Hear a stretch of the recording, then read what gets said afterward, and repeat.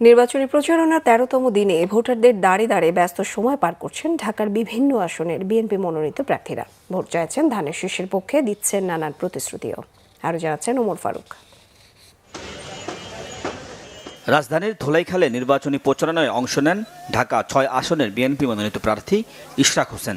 বলেন, আওয়ামী লীগ ও জামাত মুদ্রার এপিটোপিট, একটি ভারতমুখী অন্যটি পাকিস্তানমুখী দল। নিজ নির্বাচনী প্রচারণায় অংশ নিয়ে ঢাকা ৮ আসনের প্রার্থী মির্জা আব্বাস বলেন, বরাবরই সন্ত্রাসী চাঁদাবাজদের বিরুদ্ধে অবস্থান তার।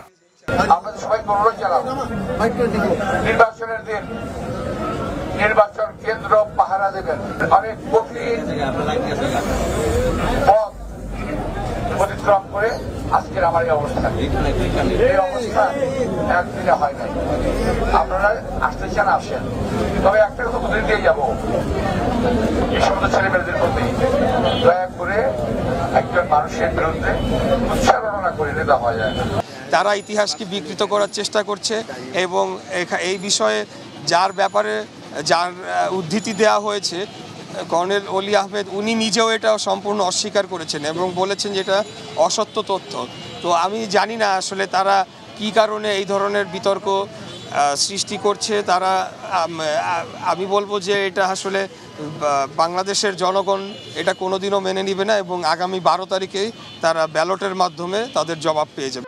রাজধানীর কদমতলীতে নির্বাচনী প্রচারণায় অংশ নেন ঢাকা ৪ আসনের প্রার্থী তানভীর আহমেদ রবিন। বলেন, বিএনপি কখনো ধর্মকে ক্ষমতার লোভে হাতিয়ার হিসেবে ব্যবহার করেনি। মানুষের অধিকার, মর্যাদা ও ন্যায়ের রাজনীতিতে বিশ্বাস করে বিএনপি।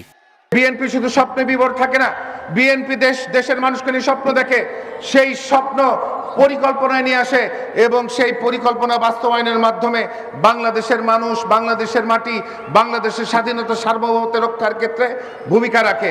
বাড্ডা থানাধীন সাদারকুলে নির্বাচনী গণসংযোগে অংশ নেন ঢাকা ১১ আসনের বিএনপি প্রার্থী ডক্টর এম এ কাইয়ুম। তিনি বলেন, ভোট ছাড়া সংসদে যাওয়া দিন শেষ, জনগণের রায়ই একমাত্র পথ। এটা সে ভুল করেছে, বুঝতে পারবে পরে।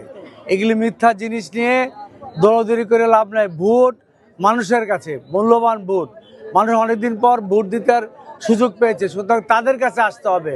কোর্ট কাচারি ওইসব জায়গায় দৌড়াতে লাভ না, এগুলি একটা মিথ্যাচার।